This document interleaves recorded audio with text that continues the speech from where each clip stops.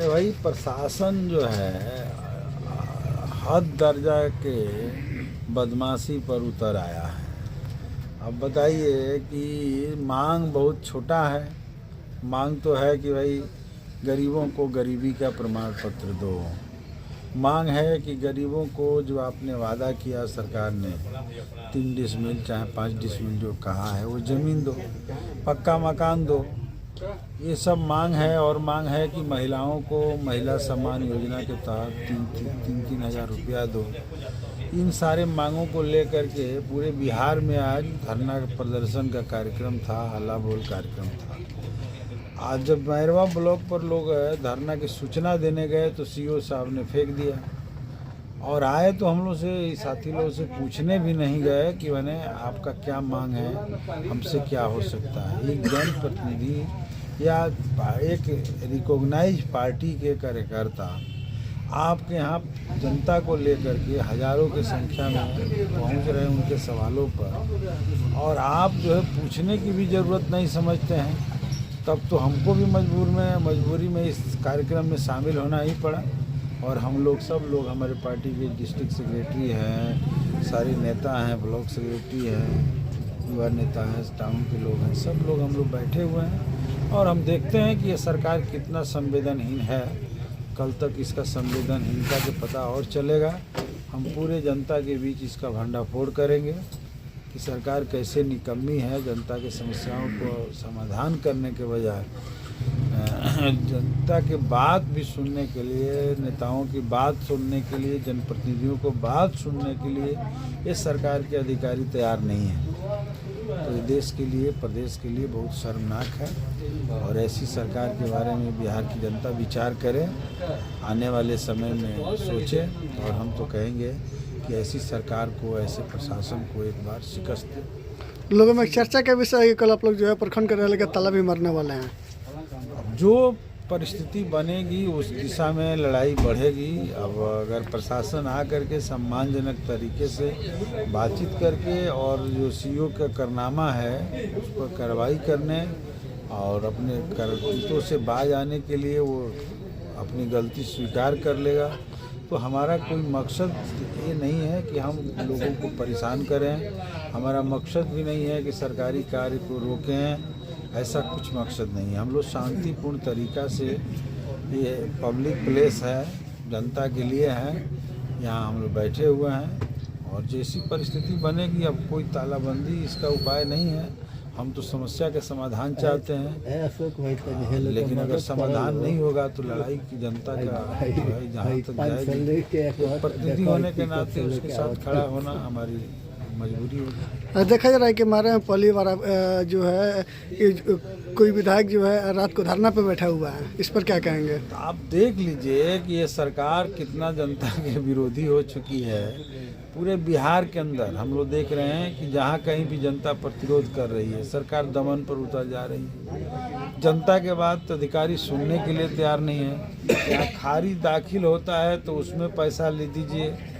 हम लोगों को आश्चर्य होता है कि बोलने के बाद भी पैसा लेना पड़ता है, लेते हैं तब जाकर लोग करते हैं। परिमार्जन के लिए लोग चक्कर काटते काटते यहाँ मर जा रहे हैं। तो ये कुल मिलाकर के जनता के लिए ना ये ऑफिस बना है, जनता के लिए ना इनको सरकार पैसा देती है।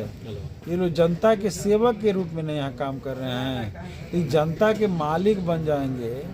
इनकी मर्जी आएगी तो ये जो है हमारा आवेदन लेंगे या नहीं लेंगे। लोकतंत्र में हमारा अधिकार ना है कि हमको धारणा देने का अधिकार है, और आप हमारे धारणा की सूचना तक लेने से मना कर देंगे, फेंक देंगे। तो इस तरीके अगर तानाशाही होगी तो इस तानाशाही को बर्दाश्त नहीं किया जाएगा और ज़रूरत पड़ेगी तो इस मामले को हम विधानसभा में ले जाएंगे।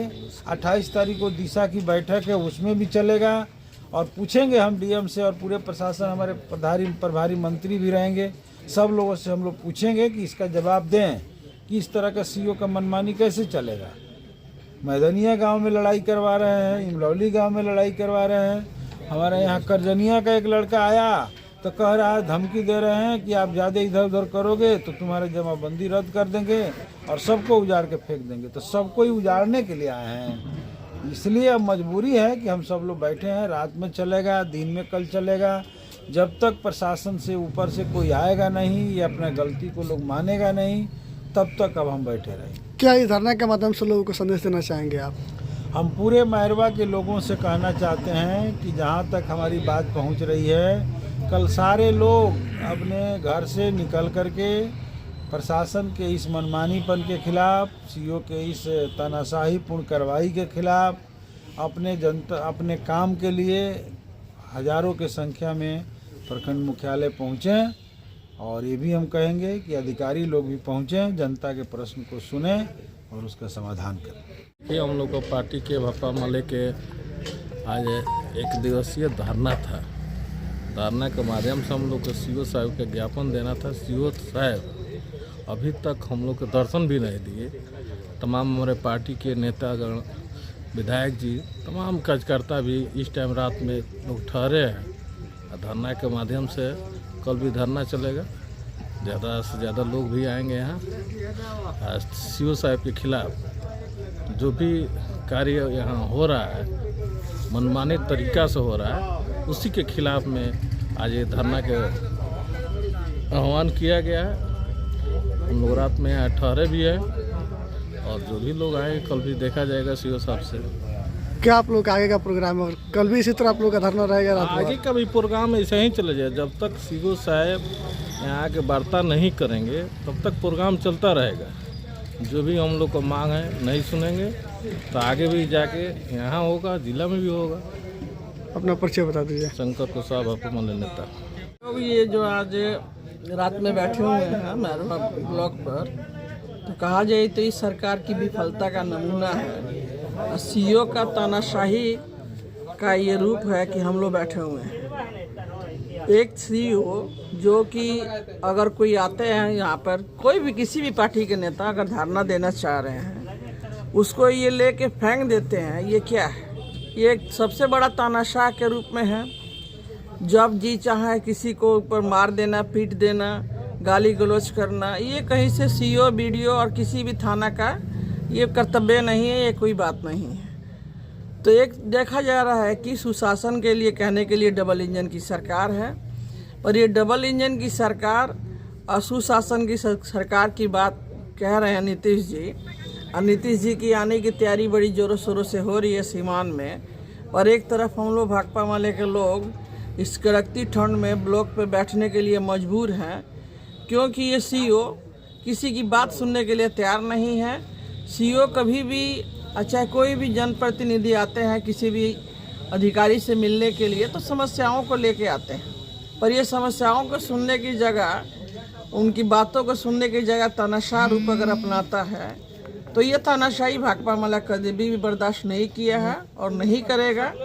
और जब तक जो भी मांगे हैं वो पूरे बिहार में आज चला और ये नहीं सुने हैं, तब हम लोग आज बैठे हुए हैं अनिश्चितकाल हड़ताल में।